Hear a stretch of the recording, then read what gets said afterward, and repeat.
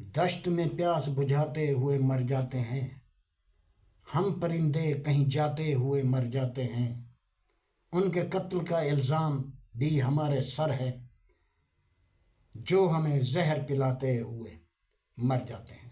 بسم اللہ الرحمن الرحیم۔ السلام علیکم ورحمۃ اللہ وبرکاتہ۔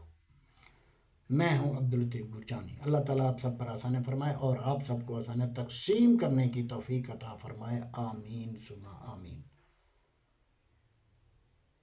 چند باتیں، اگر آپ میری ان باتوں سے متفق ہیں یا اختلاف رکھتے ہیں تو کمنٹس میں اپنی رائے کا اظہار ضرور کیجیے گا، اور اگر میری یہ ویڈیو آپ کو اچھی لگے تو اسے شیئر، لائک اور سبسکرائب بھی کر دیں، بہت مہربانی۔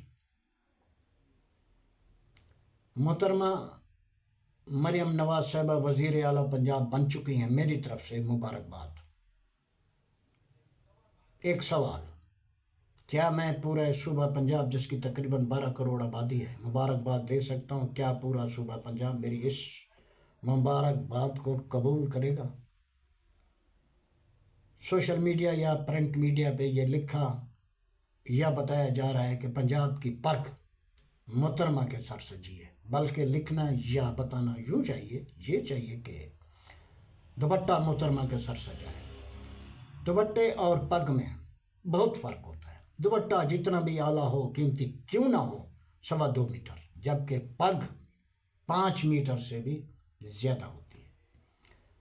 اور یہ بھی بتانا ضروری ہے کہ جس طرح ہمارے نزدیک پگ کی شان ہے، پگ کی اہمیت ہے، پگ کا وقار ہے، پگ کا احترام ہے، بالکل اسی طرح دوپٹہ بھی ہمارے نزدیک نہایت ہی قابل احترام ہے۔ امید ہے کہ محترمہ بھی ان دوپٹوں کا احترام کریں گی جو دوپٹے اس وقت پابند سلاسل ہیں یا ضمانتوں پہ بیر ہیں، لیکن کیسز ابھی تک ان کے اوپر چل رہے ہیں۔ اللہ تعالیٰ نے انسان کو اس روئے زمین پہ اپنا خلیفہ مقرر فرمایا اور نائب بنا کر بھیجا ہے۔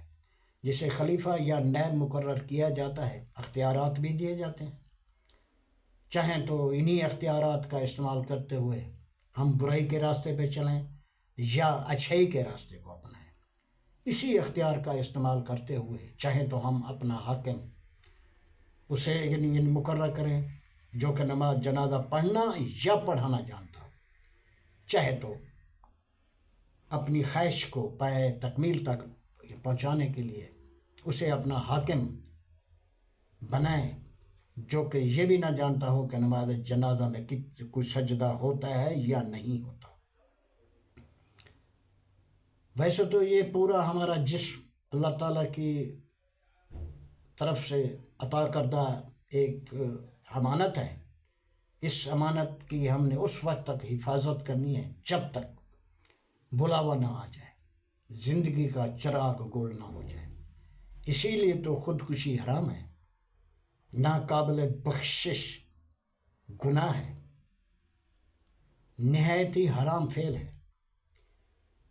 اسی جسم میں موجود دماغ اور عقل، یہ بھی ایک امانت ہے۔ اب ہم اپنے اس عقل اور دماغ کا صحیح استعمال کرتے ہوئے لوگوں کی بھلائی کا سوچیں، ایمانداری سے کام کریں، بھلے ہم کسی بھی جگہ پہ ہیں، کوئی پرائیویٹ سیکٹر ہے یا گورنمنٹ سرونٹ ہیں یا ذمہ دار ہیں، بزنس مین ہیں یا مزدور ہیں، یا چاہیں تو اسی اپنی عقل اور دماغ کا شاطرانہ طور پہ استعمال کرتے ہوئے مد مقابل کو نقصان پہنچانے کی کوشش کریں، ہتھ کنڈے استعمال کریں، چاہیں تو کسی ایسے آدمی کو اپنی طرف جھوٹے وعدے کر کے راغب کریں، اسے خریدنے کی کوشش کریں، اس کے پاس جو امانت ہے اس کو خریدنے کی کوشش کریں۔ یہ عقل اور دماغ کا صحیح استعمال نہیں ہے۔ تو میرے نزدیک یہ امانت میں خیانت ہے اور ہر خیانت کا حساب دینا ہی ہے۔ دوران الیکشن میں نے چند ویڈیوز اپلوڈ کی تھی، تقریباً میں نے اپنی ہر ویڈیو میں آپ کی خدمت میں عرض کیا تھا کہ